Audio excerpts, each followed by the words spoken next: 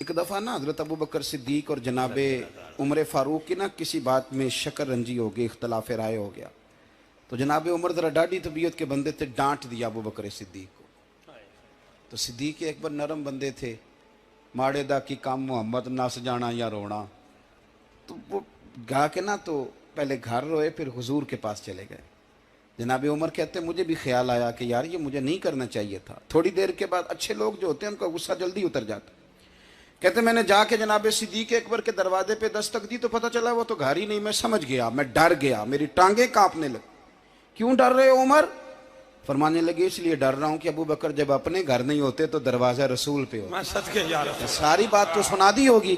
फरमाते मैं नबी पाक की बारगाह में पहुंचा, सामने अबू बकर बैठे हैं, पुश्त मुबारक मेरे करीम रसूल की काबे की जानब, चेहरा सिद्दीक अकबर की जानब, दोनों की गर्दनें झुकी हुई। जनाबे उमर पाक फरमाते हैं कि मैं बैठा था और सोच रहा था, सलाम ली, जवाब मिला, पर गर्दनें नहीं उठाई दोनों ने, मुकद्दस गर्दनें झुकी रही। मैं सोच रहा था कि अब हुजूर मुझे डांटेंगे तो मैं सिद्दीक के पैर पकड़ूंगा, मैं अली को सिफारशी बनाऊंगा, मैं मिन्नत करूंगा, लेकिन कोई बोले तो बात बने ना। कहते हैं जब देर हो गई, ये सुकूत भी बड़ा मुश्किल होता है।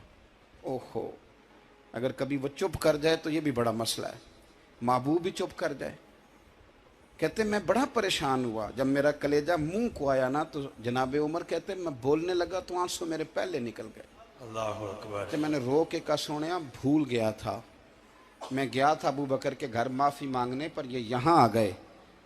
ये मेरे दोस्तों इसे मेरी तकरीर ना समझना, मेरे रसूल पाक के ये असल लफ्ज़ आपको किताब में मिलेंगे। आप तबक़ात इब्न साद उठा के देखें।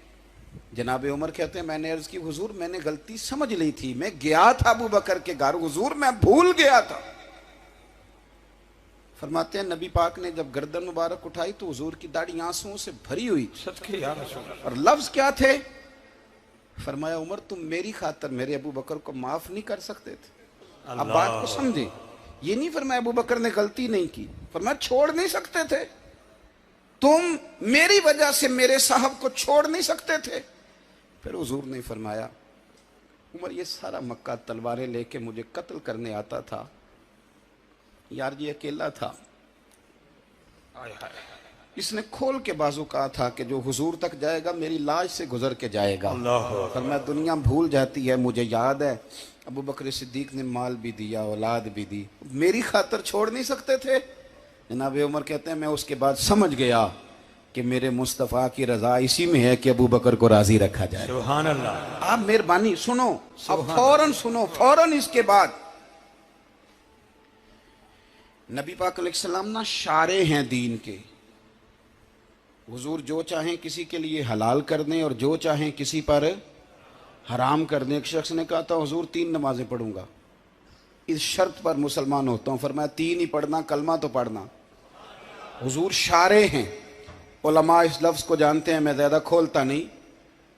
हर शख्स को इजाज़त है, अगर वो हुकूक अदा कर सकता है तो एक वक्त में 4 निकाह करे, उसे इजाज़त है। अगर हक दे सकता है तो इजाज़त है।